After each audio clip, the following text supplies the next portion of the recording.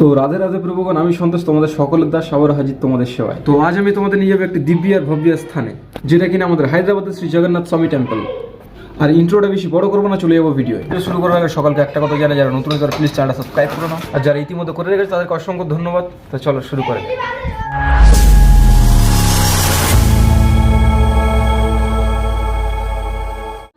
তো বেরিয়ে পড়লাম ঘর থেকে শ্রী শ্রী শ্রী জগন্নাথ স্বামী টেম্পলের উদ্দেশ্যে, যেটা কিনা হায়দ্রাবাদে অবস্থিত। আর এই মন্দিরকে বানানো হয়েছে আমাদের পুরী জগন্নাথ ধামের মতোই। আর ভিডিওতে এগোনোর আগে সকলকে একটা কথা জানিয়ে রেখে, যারা নতুন আছে তারা প্লিজ চ্যানেল সাবস্ক্রাইব করো না, আর বেল আইকনটাকে অলে সেট করো, যাতে আমার নতুন নতুন ভিডিও সবার আগে তোমার কাছে পৌঁছে যায়। তো কিছুদিন আগে এক প্রভু কমেন্ট করেছেন যে দাদা আমি রাধা মদন মোহন টেম্পলে দর্শন করাতে চাই। অবশ্যই করাবো প্রভু, এইভাবে সবাই পাশে থাকবে। আর কার কি ইচ্ছা সেটা কমেন্ট বক্সে দেখাবে। কোনো মন্দিরের দর্শন করতে চাইলে যেটা হায়দ্রাবাদে আছে সেটা কমেন্ট বক্সে লিখবে। আর ভিডিও ভালো হচ্ছে না খারাপ হচ্ছে সেটাও বলবে। আর ভিডিওতে একটি করে লাইক অবশ্যই করবো, কারণ লাইক করলে আমি মোটিভেট হই, আরও নতুন নতুন ভিডিও করার আগ্রহ বাড়ে। আর আজকে যে মন্দির আছে সেই মন্দিরের ডিটেলস আমি ডিসক্রিপশন বক্সে দিয়ে রাখবো। তো যেসব প্রভুগণ হায়দ্রাবাদে থাকো তারা যদি এখন এই মন্দিরে দর্শন না করে থাকো, অবশ্যই দর্শনটা করে নিও। আর যদি বলো সামনের সপ্তাহে দর্শন করবো অথবা সামনের মাসে দর্শন করবো, তো আমি একটা কথাই বলতে চাই, আমরা মানুষের নিঃশ্বাসে বিশ্বাস নেই, আজ আছি কাল নেই। তো যা করবো খুব শীঘ্রই করো, আর ভিডিওটা স্কিপ না করে দেখতে থাকো।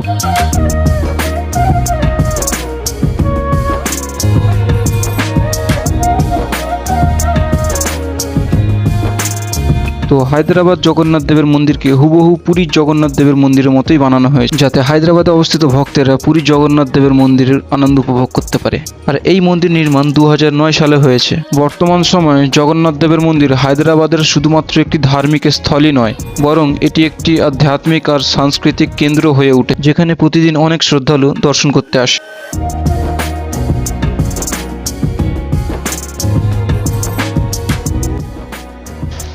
তো অবশেষে আমরা মন্দিরে পৌঁছেছি।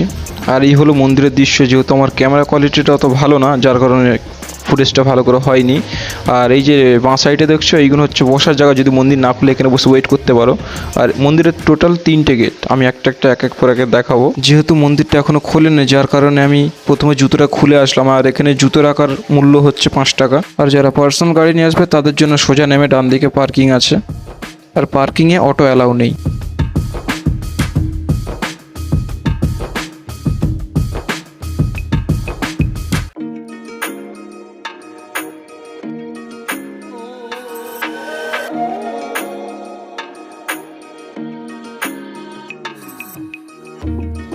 আর মন্দিরের গেট না খোলায় আমি একটু চারিপাশটা ঘুরে দেখছিলাম, তখন এটা আমার চোখে পড়লো শ্রীমদ্ ভাগবত গীতার 18টি অধ্যায় আর 700 শ্লোকের কথা এখানে বলা আছে। আর মন্দিরের চারিপাশের দৃশ্যটা একটু দেখো। আর এখানে একটু আমাদের রিলস শ্যুট হচ্ছিল, আমি ডিস্টার্ব করলাম না যার জন্য।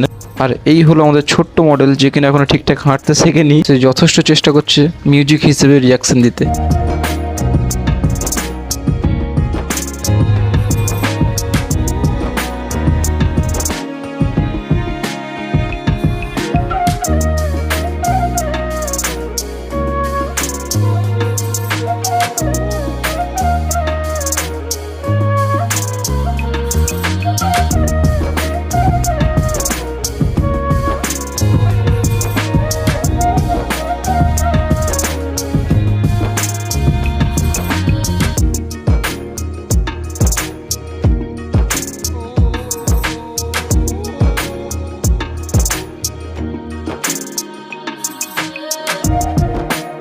আর এই হলো জুতো রাখার জায়গা, তার পাশে পুজোর উপকরণ বিক্রি করা হচ্ছে। আর কিছুটা গিয়ে ডান দিকে আমাদের পা ধোয়ার জায়গা।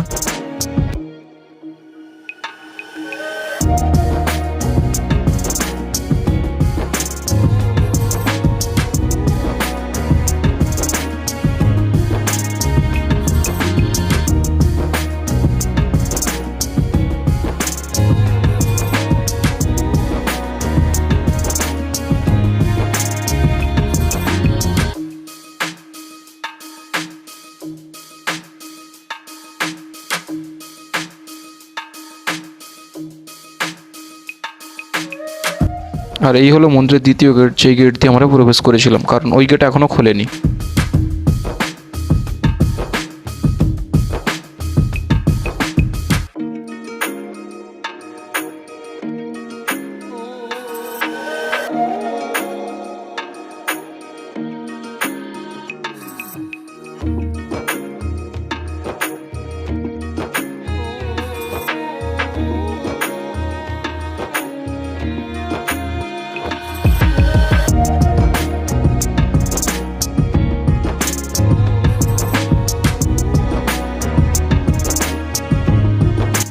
আর মন্দিরের উচ্চতা মিনিমাম 70 ফিট, যা দূর থেকে আকর্ষণ করে।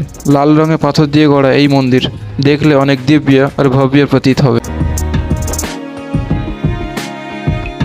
এতে 56টি কলস আছে, যা বাস্তুকলার মুহূর্তপূর্ণ অংশ।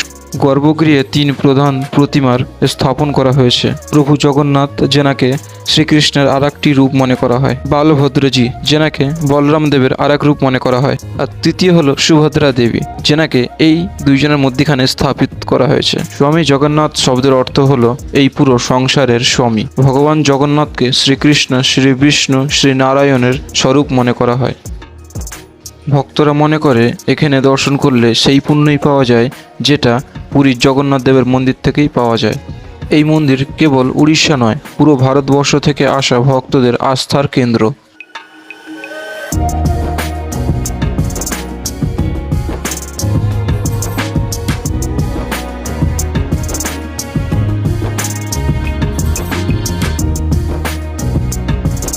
প্রতি বছর এখানে পুরীর মতো দিব্য আর ভব্য রথযাত্রার আয়োজন করা হয়। হাজারো শ্রদ্ধালু একত্রিত হয়ে জয় জগন্নাথ স্লোগান তুলে আনন্দে মেতে থাকে। ভগবান জগন্নাথ আর বালভদ্র আর সুভদ্রা দেবীকে ভব্য আর দিব্য রথে বসিয়ে বের করা হয়। ভক্তেরা নিয়ম অনুযায়ী রথে দড়ি টেনে এগিয়ে যায়। এই উৎসব উপলক্ষে মন্দিরে ভজন, নাম কীর্তন ও সাংস্কৃতিক কার্যকলাপের আয়োজন করা হয়, যা মনকে মুগ্ধ করে তোলে।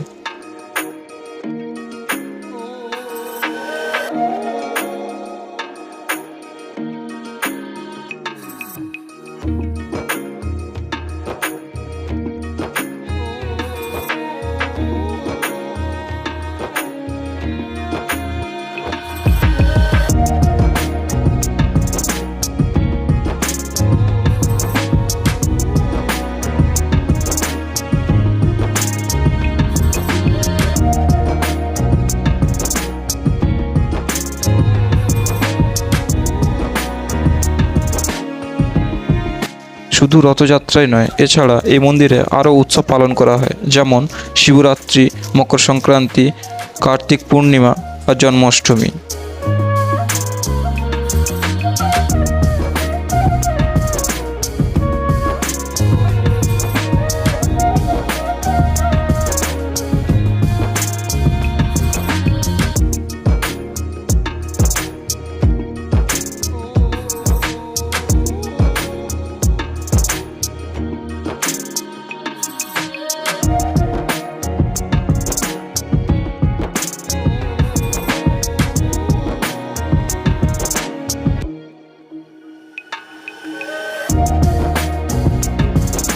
আর এই মন্দিরে কোনো বিগ্রহের সামনে ক্যামেরা অ্যালাউ নেই, কারণ বিগ্রহের প্রতিটি জিনিস সোনা দিয়ে বাঁধানো। আর এই হলো মন্দিরের তৃতীয় গেট, অর্থাৎ শেষ গেট।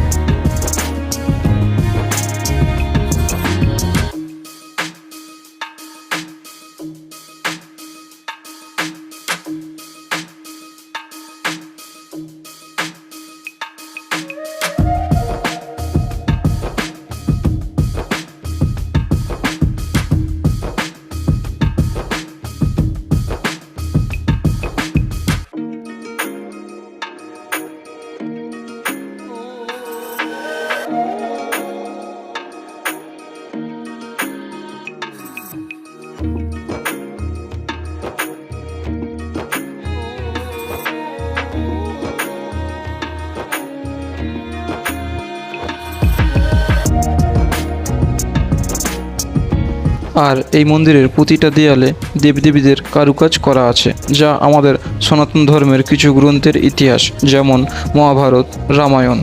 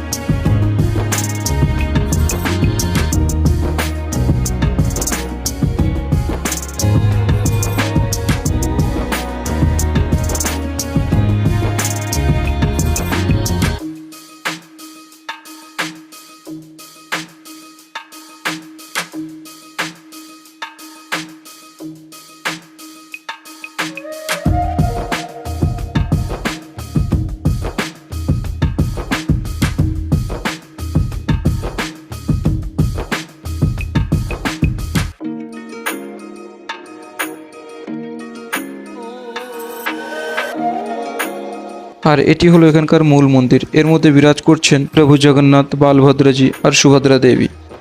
আমি ক্যামেরা নিয়ে মন্দিরে ঢুকতে পারবো না, যার জন্য বাইরে থেকে দর্শন করানোর চেষ্টা করছি। এই মন্দির অসাধারণ, যদি কেউ না আসো বিশ্বাস হবে না।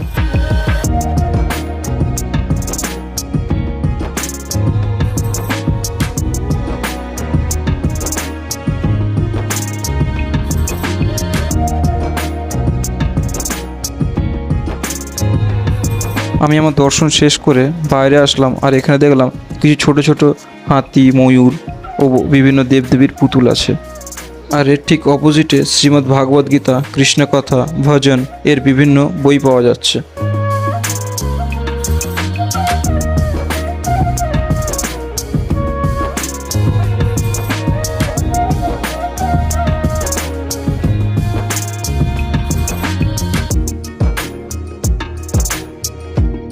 তো সবাইকে একবার পার্কিংটা দেখিয়ে দিই আমি।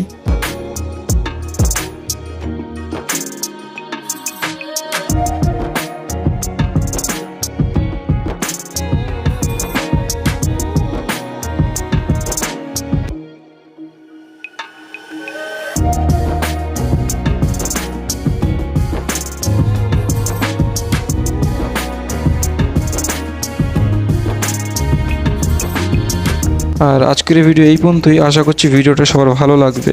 আর শেষমেশ সবাইকে একটা কথা বলতে চাই, যাওয়ার আগে চ্যানেলটা প্লিজ সাবস্ক্রাইব করে দেবে, কারণ তোমাদের এই একটা সাবস্ক্রাইব আমাদের কাছে অমূল্য রতন, যেটা তোমাদের কাছে এক ক্লিকের ব্যাপার। তো আজ আমি যাই, আবার দেখাবো কোনো এক অজানা মন্দিরে। ততদিন সবাই ভালো থাকবে, সবাইকে ভালো রাখবে। আর আসো আমার সাথে একবার মন থেকে বলো রাধে রাধে।